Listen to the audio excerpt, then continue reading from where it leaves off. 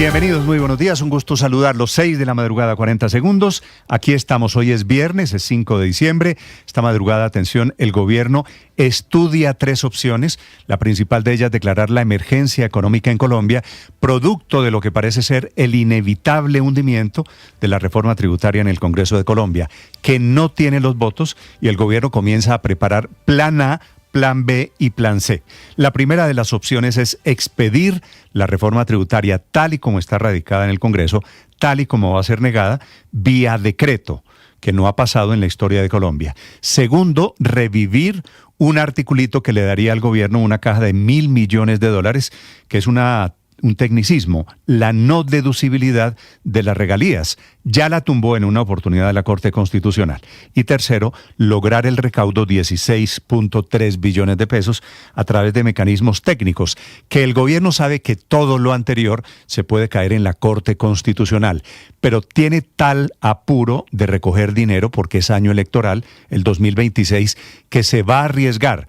Emite algunos de estos decretos, emergencia económica o reforma tributaria por decreto, o la no deducibilidad de las regalías, recoge la plata y después se lo tumba a la Corte Constitucional y como si nada, el gobierno ya se quedaría con la plata, que es lo que le interesa porque el año entrante tiene que fondear los gastos relacionados con la campaña electoral. Bienvenidos, Noticia en Desarrollo. Ya les contaré por qué al tiempo se ha publicado un borrador de decreto que va a afectar notablemente a cerca de 19 millones de colombianos que están hoy en el sistema pensional de Colombia. La alarma la prenden los fondos privados de pensiones, las aseguradoras. El proyecto de decreto dejaría a 19 millones de colombianos sin seguro para invalidez o muerte. Hará que menos colombianos se pensionen, reducirá las mesadas a las que pueden aspirar algunos afiliados e inclusive hará que se acaben más rápido los ahorros del sistema privado. La advertencia, la hacen las aseguradoras y Asofondos, que tienen equipos destinados a investigar este proyecto de decreto. Una intención para ahorrarse, dice el gobierno, 600.000 millones de pesos por lo mismo, porque necesita caja para el año entrante. Ya les voy a contar de estas noticias económicas. La noticia del momento es que Estados Unidos volvió a bombardear una lancha, ahora en el Pacífico, en aguas internacionales frente a Colombia. Un bombardeo que deja 4 muertos, según está confirmando esta madrugada el Pentágono, una operación del Comando Sur, que es la número 23 contra embarcaciones, incluyendo lanchas o submarinos, que dejan ya 87 muertos desde que comenzó esta andanada de bombardeos ordenada directamente por el presidente Trump. Este nuevo ataque coincide con la declaración del presidente Petro en Colombia, respondiéndole a Trump, que está en Washington, pidiéndole Petro, invitando a los colombianos a que entreguen su vida por la soberanía. Dice que es una soberanía que él va a defender con la vida. ¿Qué es la respuesta a la advertencia de esta semana de guerra contra el narcotráfico, de que aquí también estamos gobernados por el cartel de los soles? A propósito del presidente Petro, volvió a defender al general Juan Miguel Huertas, que es el director personal del Ejército, mencionado en los archivos de Calarcá, el acusado de filtraciones a disidentes de las FARC. El presidente tiene una nueva teoría, a pesar de que el nombre del general Huertas aparece al lado del director de inteligencia, el señor Wilmar Mejía, en computadores, en teléfonos, en la USB de Calarcá. Dice el presidente que no son ciertas, como si no fuese la misma fiscalía la que las encontró y la que confirmó su veracidad. Según el presidente, no hay ninguna prueba contra el general Huertas. Dice que no es más que un plan de militares retirados y presos de cárceles. Esta es la nueva teoría, que están en cárceles de máxima seguridad, que quieren vengarse del gobierno del presidente Petro y del general. Un general que estaba en uso de buen retiro, que trabajó en la campaña del presidente Petro y que fue reinsertado, dicen en la oposición, con la intención de convertirlo en el próximo comandante del ejército. Por eso, porque el presidente se opone a creer las pruebas que entregó Noticias Caracol, las pruebas que tiene su gente y la fiscalía, el presidente Petro no ha firmado el documento suspendiéndolo del cargo, que es la orden de la Procuraduría. Tenía 5 días, le dieron 5 días de permiso para que no siga en el cargo y para que no siga firmando. Anuncia sobre el general Huertas que están investigando por otro lado.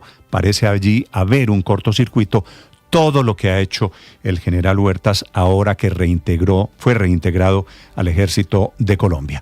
Una sorpresa para el gobierno es que el nombre del general Huertas apareció en las últimas horas, mencionado por 2 oficiales del Ejército colombiano que declararon en las últimas horas ante la JEP, lo acusaron a él, al general Huertas, de participar en la orden de falsos positivos en el departamento de Antioquia, un caso que ocurrió entre el 2002 y 2003. Lo mencionan a él, el capitán Huertas, en ese momento hace algo más de 20 años, dando órdenes de ejecuciones extrajudiciales, que es un contrasentido, por supuesto, que el presidente Petro haya reintegrado o esté defendiendo a un general del Ejército de Colombia vinculado con los falsos positivos. Pero así es la terquedad del presidente. Que aproveche este caso, el de un general que estaba en retiro, vuelto a llamado al servicio, y ordena desde Cali, en donde estaba en la ceremonia de la Fuerza Aérea Colombiana, que el comandante de las fuerzas militares cambie el protocolo con el que se hacen los ascensos, que sea por mérito y trayectoria militar sin ningún ingrediente político, porque hoy en día, ustedes saben, los ascensos deben pasar por el Congreso de Colombia.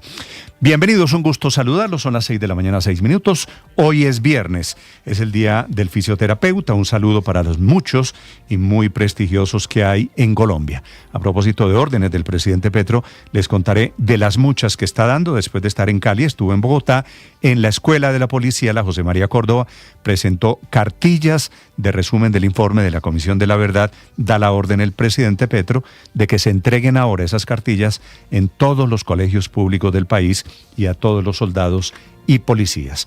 El presidente Petro, ante el hundimiento de la reforma tributaria, que parece estar hoy enfocado en el tema de la emergencia económica. Les voy a contar a propósito noticias. Este fin de semana se vence el plazo para inscribir listas al Congreso, el tema político que está y va a estar muy movido. Se inscribió con casi 5 millones de firmas, mucho más de las que necesitaba el candidato Abelardo de la Espriella, que dice está evaluando si participa en la consulta interpartidista de la derecha del próximo mes de marzo. Anoche decidieron, y están en eso los partidos políticos, cómo van a ser y quiénes entran a la lista de las parlamentarias, con unas muy notables sorpresas. Por ejemplo, que Leonor Espinosa, la chef laureada en el mundo de la cocina, va a ser la cabeza de la lista en la Cámara de Representantes por los liberales en Bogotá. Un influencer costeño, se llama Saruma, me dicen que con muchos millones de seguidores, será candidato a la Cámara por Cambio Radical en el Atlántico. Andrés Forero, un hombre notable, valiente, que era muy cercano a Miguel Uribe, será la cabeza de lista al Senado por el Centro Democrático.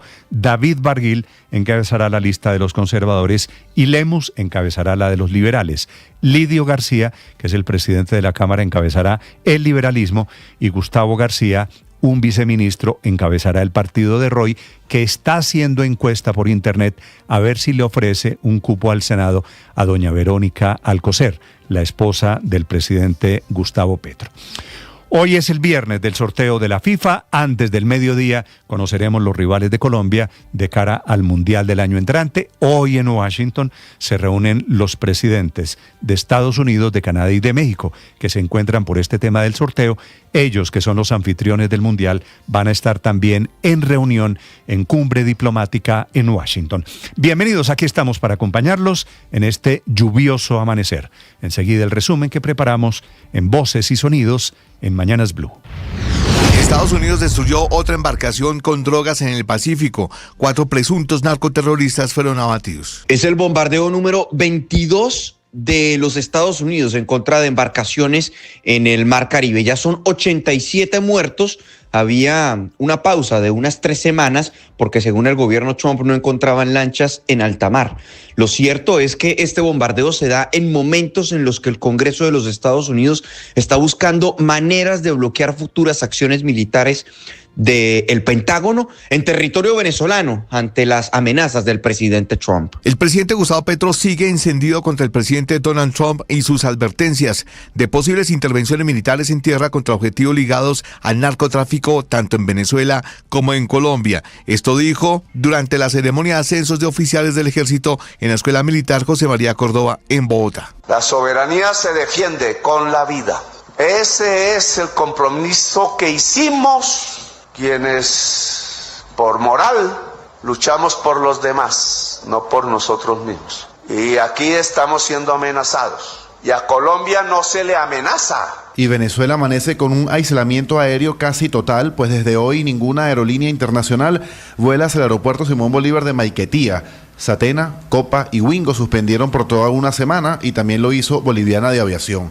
Alegan todas que se mantiene la intermitencia en las señales de navegación y aunque eso no coloque en riesgo ni a pasajeros ni a tripulación, deciden suspender por ahora. Por esa razón, solamente las compañías venezolanas mantienen vuelos internacionales hacia destinos como Panamá, Curazao, República Dominicana y Bogotá. El diario británico The Telegraph revela detalles de los 15 minutos de conversación entre Nicolás Maduro y Donald Trump. Asegura que para dejar el poder, Maduro pidió conservar su riqueza privada de $200 millones congelados hoy por Estados Unidos, pero que ese no habría sido el punto de discrepancia, sino que lo habría sido la petición de Maduro de amnistiar a 100 altos mandos del gobierno de Venezuela y dejar en manos de sus aliados el gobierno de transición. Yo creo que aquí hay una estrategia, prendo alarmas. Si no tuvieron tiempo para aprobar una reforma tributaria, necesitan por la economía del país y por responsabilidad fiscal sacar un decreto de emergencia económica y hacer lo que les dé la gana en materia fiscal. Así lo anticipaba el senador liberal Mauricio Gómez Amín, integrante de la Comisión Tercera del Senado, sobre un plan B del gobierno en caso de que se hunda la reforma tributaria en el Congreso de la República. El plan del gobierno sería decretar una emergencia económica y ayer el presidente Gustavo Petro lo confirmó en su cuenta de X. Hay 3 ideas sobre las que están trabajando. La primera, emitir por decreto la reforma tributaria que fue presentada ante el Congreso de la República. La segunda, revivir vía decreto la no deducibilidad de las regalías. La tercera opción en la que están pensando es en decretar una emergencia económica buscando un recaudo incluso superior a los 16,3 billones de pesos que se buscan con la reforma. Nuevos detalles judiciales se conocieron de la investigación del caso de intoxicación de menores de edad del pasado 4 de abril. Ese día un grupo de adolescentes que se encontraba reunido en una vivienda para adelantar tareas recibió una encomienda que contenía frambuesas achocolatadas. Los análisis de medicina legal confirmaron que los dulces estaban impregnados con talio, un metal incoloro, inoloro e insípido, altamente tóxico. Según la fiscalía, las autoridades identificaron como presunta responsable a Zulma Guzmán Castro, una mujer que, según las pesquisas, tuvo cercanía con el destinatario de la encomienda. De acuerdo con la información divulgada, la mujer salió del país pocos días después de presuntamente cometer el crimen. Su ruta internacional incluyó países como Argentina, Brasil, España y el Reino Unido. Abelardo de la Espriella entregó 4.870.000 firmas para respaldar su aspiración presidencial y aseguró que por ahora no plantea participar en una consulta interpartidista en marzo de 2026, sino ir solo a primera vuelta. También retó a Iván Cepeda a debatir públicamente y le envió un mensaje de respeto a Sergio Fajardo. Válido, esa es la democracia, todo mi respeto y consideración para el doctor Fajardo, es un hombre decente, él tiene derecho a no querer unirse conmigo. Por su parte, el partido de la U anunció que Juan Felipe Lemos será cabeza de lista al Senado y la Casa Char definió que Arturo Char no aspirará al Senado y por eso Cambio Radical baraja 4 precandidatos, entre ellos César Lorduy, y para la Cámara de Representantes tiene listas en las que están incluidos figuras como el influencer Felipe Saruma. El Consejo Nacional Electoral aprobó la fusión del Partido Progresistas con el Pacto Histórico, integrando al movimiento de la senadora María José Pizarro y permitiendo su participación en la lista única al Congreso de la República. La decisión también suma al representante David Racero, al representante Heráclito Landines y al exministro de Minas Omar Andrés Camacho a la coordinación provisional. Aún queda pendiente la incorporación del Partido Colombia Humana, que no cumple los requisitos para fusionarse. La Sala de Instrucción de la Corte Suprema de Justicia llamó a juicio al expresidente del Congreso Arturo Char por los delitos de concierto para delinquir y corrupción al elector. El excongresista es investigado por supuesta compra de votos en Atlántico en 2017, los mismos hechos por los cuales fue condenada la excongresista Aida Merlano. El caso pasará a manos de la Sala de Primera Instancia de la Corte, donde Char tendrá que dar explicaciones públicamente. Ante la JEP, 2 exoficiales del ejército que reconocieron haber participado en falsos positivos señalaron al general Juan Miguel Huertas de haber facilitado muertes extrajudiciales en Antioquia cuando era capitán. Edwin Leonardo Toro, compareciente ante la JEP. Cuando alguien que era el 3 de ese batallón Bajés, el capitán Huertas, Me insinuó que tenía que asesinar a alguien y yo le dije que no lo hacía. Según los comparecientes, Huertas también les habría ofrecido armas para cometer estos delitos. Emerson Castañeda, compareciente ante la JEP. Esa arma nos la suministró el señor oficial de operaciones para la época, que era el señor capitán Huertas Herrera Juan Miguel. El presidente Petro se ha convertido en el más férreo defensor del general Juan Miguel Huertas tras las revelaciones de Noticias Caracol que indican posibles vínculos con las disidencias de alias Calarcá. Ahí no hay ninguna prueba contra el general Huertas, no nos digan mentiras. Usan una cosa para enredarla con otra. En realidad lo que están haciendo ahí es ver cómo le entregan pruebas a los Estados Unidos de Norteamérica a ver si sí es cierto, como dice algún mandatario calumniosamente sobre mí, que estoy en relación o incluso dijo soy jefe de grupos narcotraficantes. Ya se conoce la identidad de la persona de 30 años que falleció en ese trágico accidente en la vía que comunica a Patios con Huasca, exactamente en el sector La Vereda Márquez, esto en inmediaciones del municipio de La Calera, Cundinamarca. Identificado como Jason Javier Cruz Raigoso, es la persona que iba manejando una motocicleta de marca Bajaj de placas ESB 79E. La FIFA celebraba hoy a las 12 del día hora de Colombia el sorteo mundial 2026 de Estados Unidos, México y Canadá en la ciudad de Washington con 4 bombos y 48 selecciones y con el presidente de los Estados Unidos, Donald Trump, como invitado especial. En el fútbol colombiano, Atlético Nacional se impuso 2-1 ante el Independiente Medellín. El partido terminó en Gresca. Entre tanto, el Junior le ganó al América de Cali 2-1 en la ciudad de Barranquilla. Estás escuchando Blue Radio.